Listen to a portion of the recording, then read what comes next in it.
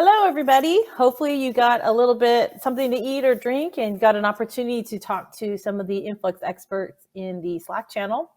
I know I needed a little break, and well, I actually also wanted to check out all the chatter in the Slack channel, and I started to realize that you guys were talking about dogs. So a little bit later on, I'll pop in a little photo of my snoring dog, which I'm surprised you don't hear right now. Usually, she's always in the background making a lot of noise.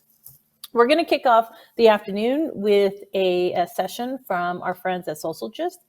The way that we're going to do this session is a little bit different. We're going to kick it off with a 10-minute video that's going to describe their solution. And then we are going to have a panel discussion with the different members that actually helped build the solution. So let's kick off the video. Hi everyone, my name is Vijeta and I'm here to represent Socialgist with my awesome machine learning team. A little introduction about Socialgist before we begin the presentation. We are leaders in social media data and our company was founded in year 2000. We rebranded the company as Socialgist in 2012 and our headquarters are in Troy, Michigan. We are a team of 50 employees out of which 80% of them are data engineers. We process about 1 billion events daily. We have partnership with companies like Reddit, Quora who help us delivering real-time data to our customers. Socialgist has been at the front of big data, social media aggregation, since 2000 with continuous additions of licensed content and raw data content. I am here with my machine learning team, Milos, Miladen, and Marina. They will talk about anomaly detection, and I'll be talking about counters, which we call the internal product. We heavily rely on InfluxDB in production for our projects, and we'll be discussing two important cases. Let's jump into the first project, the counters project. It's designed to, I'll go over the architecture. It's designed over to count the messages delivered to client over a stream. The primary need for this information is to power contract quota limits, provide billing information for contracts, and to count the raw number of messages collected from the Kafka buffers. The high level overview of this project is messages are being collected from Kafka, aggregated into the points, and inserted into InfluxDB. We have several products, and each of which will have its own set of Kafka topics with message rate from few hundreds to few thousands per second. We ran into a unique problem when there was a mismatch of counts from being inserted into InfluxDB and consumed from InfluxDB. As per InfluxDB's design, if the timestamp and tags are same, but the field is different, in that case the InfluxDB will store only the newer value. This is intended behavior, but this became a problem when we were trying to get a unique count based on the same tags and there is no indication if the value has been overwritten. How did we identify this? This was an edge case in case of low volume messages, and it always worked fine, meaning in number of messages consumed from Kafka always matched the total of number of messages in InfluxDB. The issue occurred only in high volume messages of Kafka topics. And how did we solve this? We solved this by adding an extra tag for uniqueness. There can be multiple consumers here in the Docker container. There can be multiple consumers from the same Kafka topic inserting data into the same measurement. We added a Docker container ID, process ID, and Kafka partition, and that can be changed. And the other thing we did was we built a local cache, which means the timestamp and the point was stored in the cache, and every time we found a duplicate timestamp in the lookup, it randomized within the same second, and then it was inserted to InfluxDB. Basically, this will create unique points before inserting into InfluxDB. This worked well for Kafka topics even with high volume, and we built deadman and relative alerts for stream using the capacitor. Let's check how we use Grafana to pull data out of InfluxDB and build self-serving dashboards. Here is one of our product metrics dashboard for Reddit. The graph shows us the high volume of messages for last 6 hours, and each message is accurately inserted into InfluxDB. That concludes the counter project, and I would like to pass on to Miladin from machine learning to go over his project.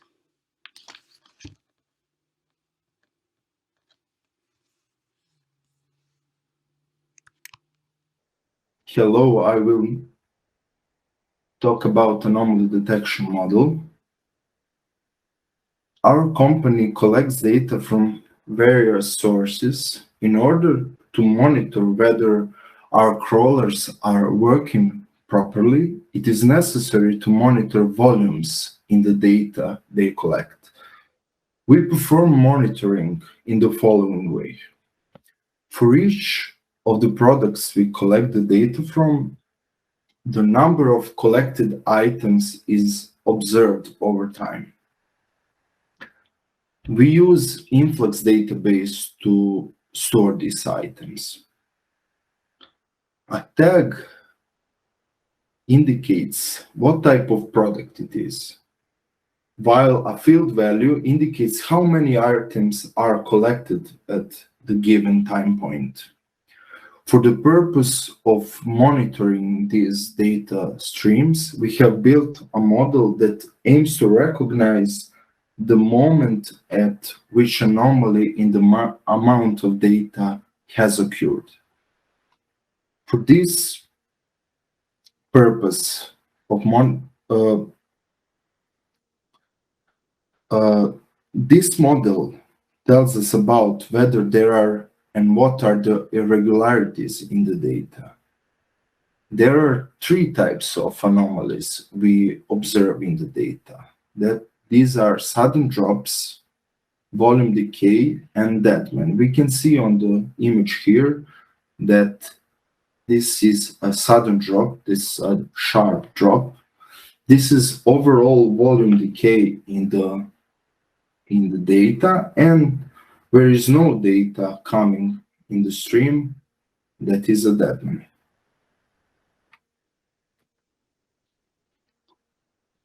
The model concludes whether there are anomalies in the data, i.e. estimates the intensity of anomaly.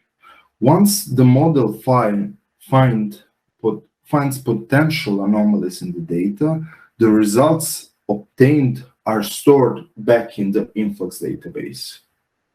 Using the alert system of Influx database, with the help of tick scripts, the rule for triggering alerts is defined. The alert is triggered if the intensity of anomaly is greater than threshold value. As the threshold value for our needs must be dynamic because it can change over time due to adaptation of an algorithm, we remember the threshold value as the tag value for the enter data point, so we can use it in alert rule. We handle alerts in 2 ways in Influx database, using a Slack channel and using emails for sending SMSs. In the picture, in the flow diagram here, in the center we have Influx database, which communicates with our anomaly detection model. First, our anomaly detection model reads the counters data from Influx database, then do the anomaly detection algorithm and write back anomaly detection data. After that, if there is an anomaly in the data, Influx database fires an alert into a Slack channel. Also, we use Influx database data to visualize counters and anomaly detection data using Grafana. We can see this in the next slide. For each product, there is a separate Slack channel into which alerts are fired If the strength of anomaly exceeds the threshold, the message shows which data stream it is, what is the strength of anomaly, and what is the threshold. In addition to these informations, there is a link to the Grafana dashboard also. We can see this in the bottom left corner. This is a message from Influx database alert system. On the image right, we can see Grafana dashboard. Data, like I said, obtained.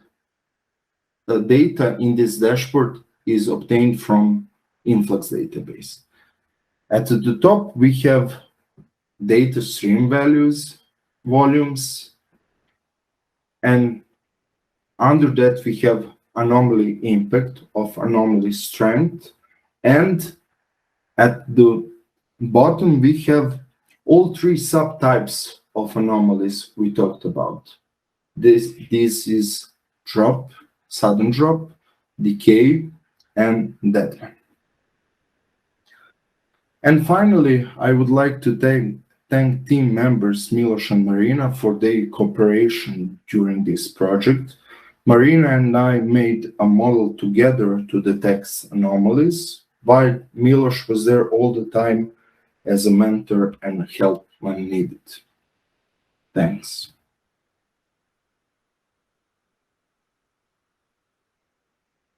Thank you all for listening to our presentation, and we are now ready for Q&A. All right. So thank you so much. Before we go into the Q&A portion with our panel, I'd like each of our panelists to just briefly introduce themselves, what they are currently doing. We'll start with you, Vijeta. Oh, sorry, you're on mute.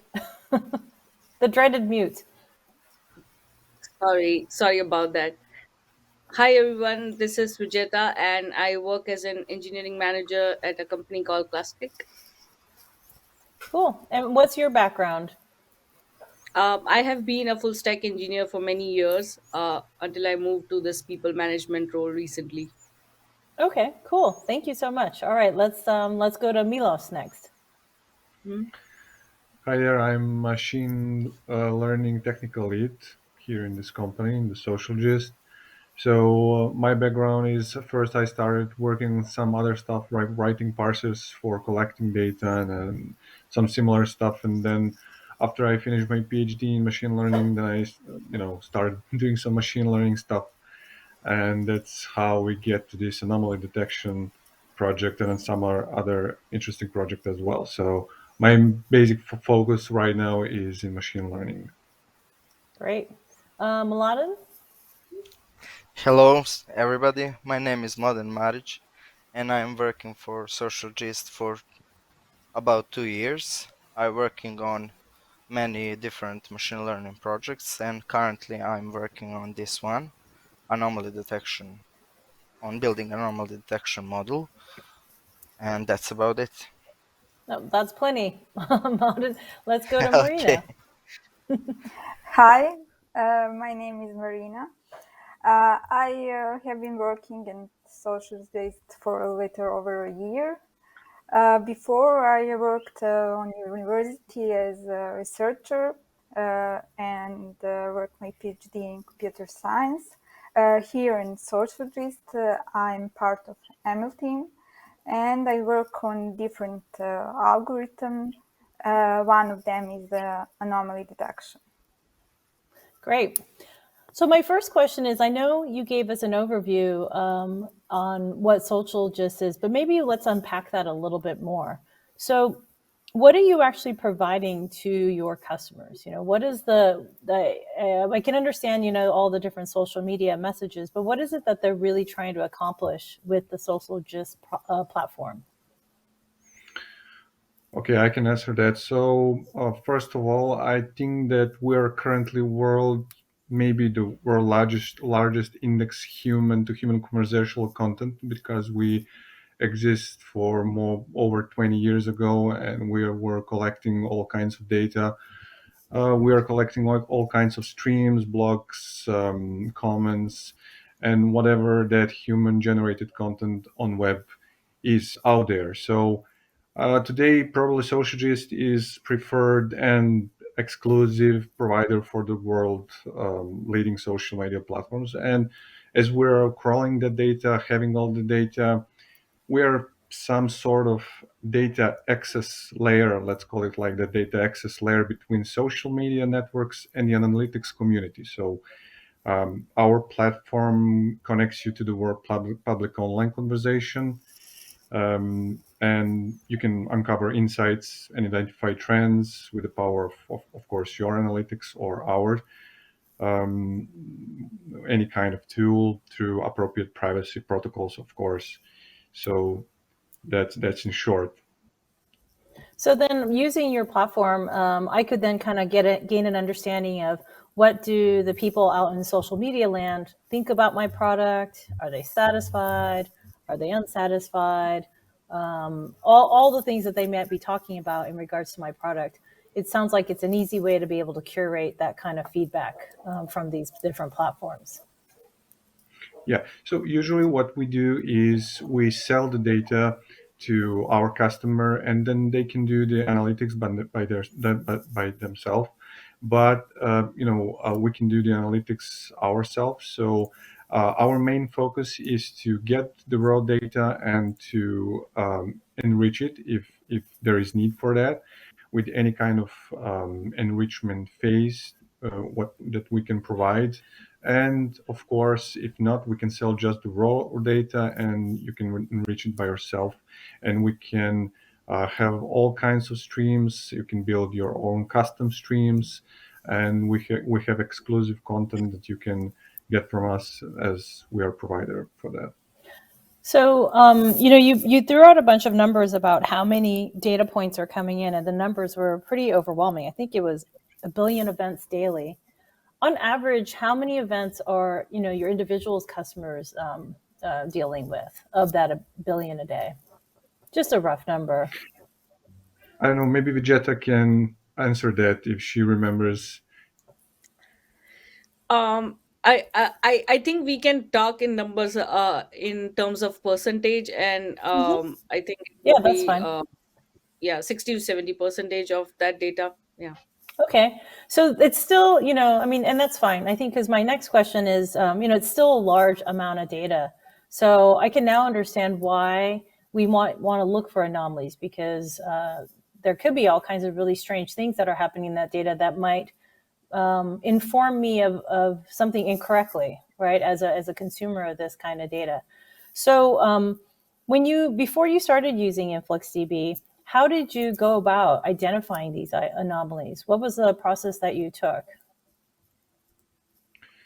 So unfortunately, our customer did find out about the anomaly before us, and that was the biggest problem. So the basic idea behind this project was that we find out about the anomaly before our client inform us about it, because we have a lot of streams, we have a lot of sources, we cannot monitor that.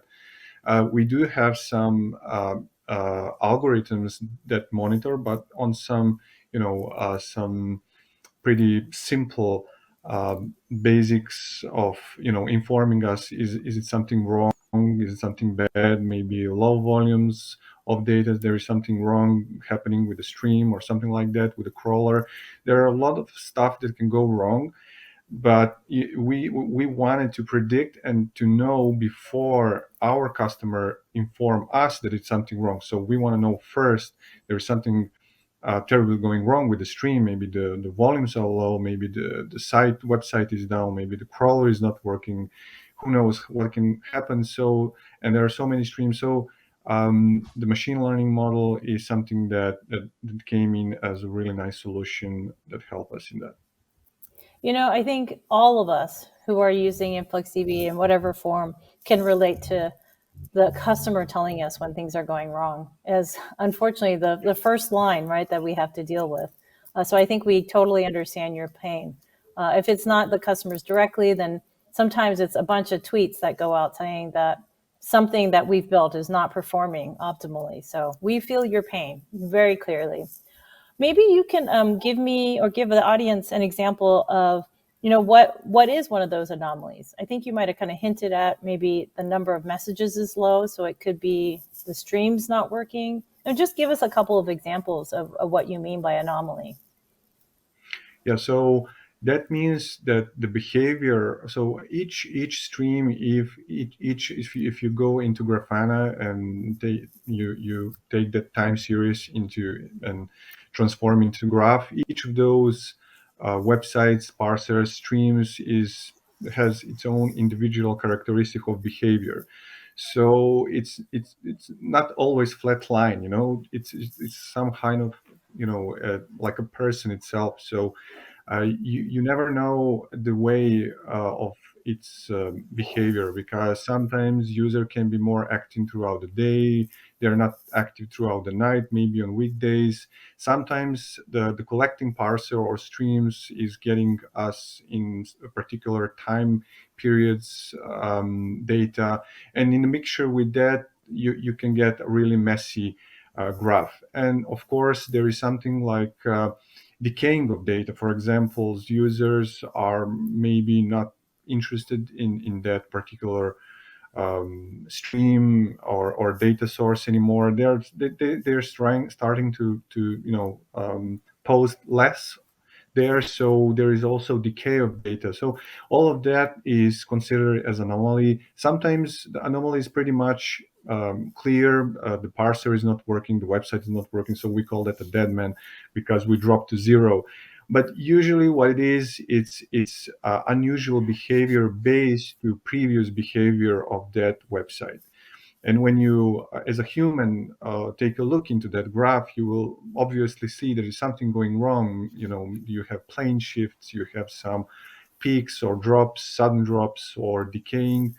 And then you as a human can see that, but not so many machine learning models that are out there and that are free open source and can identify that. So that's why we developed some in-house custom model that will detect exactly what we need.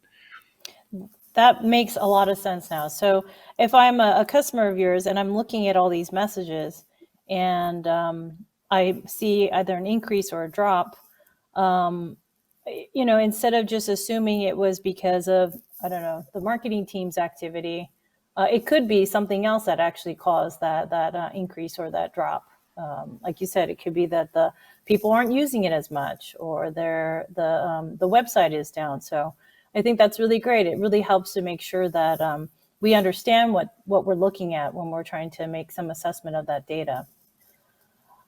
Do you guys also monitor how well the models are also performing? Do you also put that information into InfluxDB? The confidence numbers for each of the models? No, we don't store confidence results. So we do store, but only the last 30 days. After that, it's erased. Okay. It's just something that I've heard some other people do as well.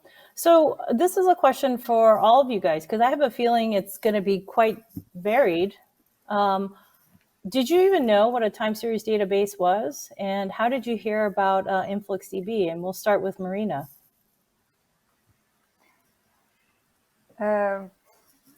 Actually, I work with time series data, actually.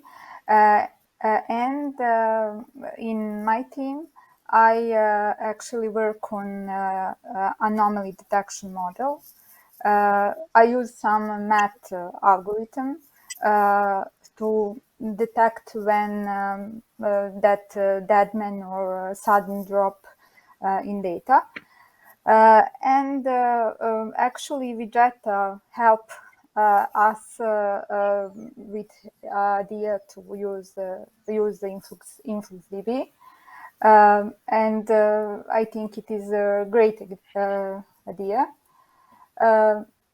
Actually, something more about that can tell Vegeta. Yeah, Vegeta, you want to answer that? Sure. So basically, let's go back to what type of data we have. We use a lot. We used to have a lot of Kafka in the company infrastructure, and Kafka produces timestamp data. Now we can store that data in any kind of database. It can be our RDMS, time series database, NoSQL, but it really depends how quick and fast we want the data retrieval to be. And I think InfluxDB leads time series database, so it was a no-brainer to pick this database. Cool, thank you. Milos or Laden, any feedback on that same question or any different response? Were you familiar with Yeah, time to be series? Which I'm honest, going to.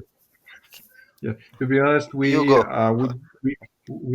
we didn't heard. I mean, we did heard, but we didn't use the InfluxDB before.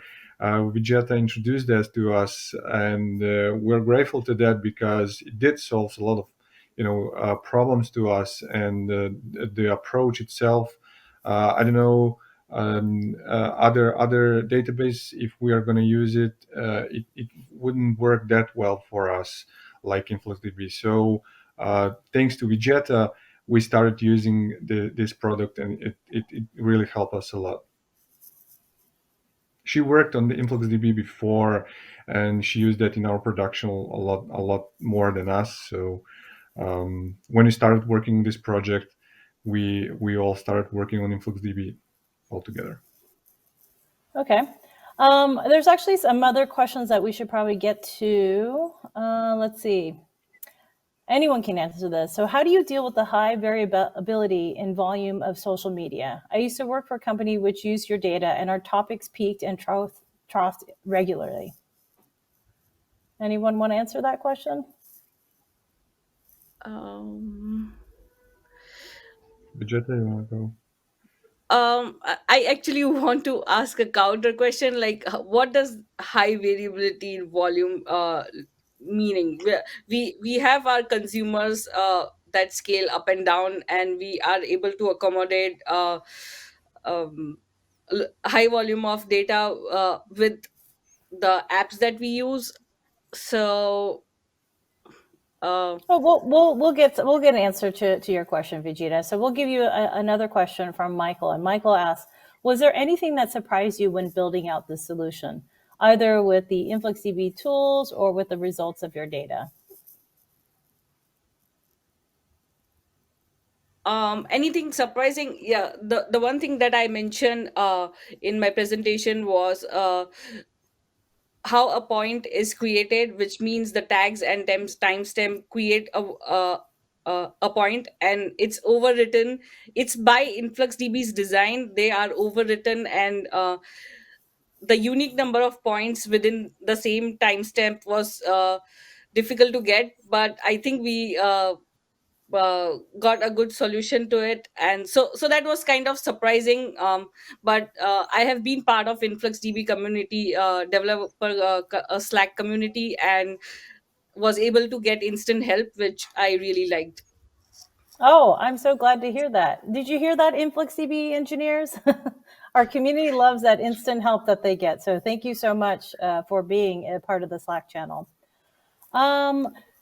So I think, one comment that I want to kind of bring back to Paul's talk earlier this morning is that, when it comes to time series data, there's so many different types of time series data. Some of it is going to be kind of your typical DevOps infrastructure monitoring kind of data.